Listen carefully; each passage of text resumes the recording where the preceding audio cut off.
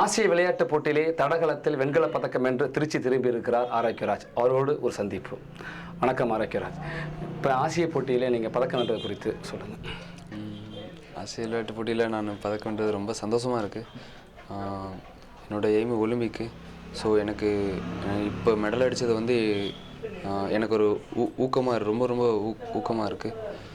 So அதனால் இந்த ஊருக்கு நான் டெல்லியில் இறங்கினேன். ஸோ அப்போ கூட வரவேற்பு சிம்பிளாக தான் இருந்துச்சு.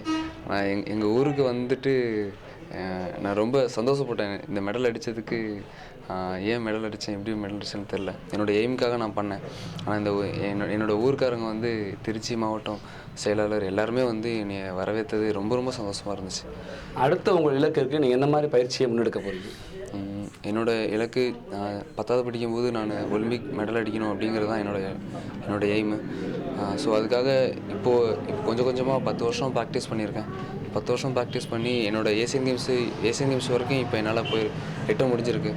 ஸோ மேக்ஸிமம் நான் ஒலிம்பிக்கில் மெடல் அடிக்கணும் அப்படிங்கிறது தான் என்னோடய எய்ம்.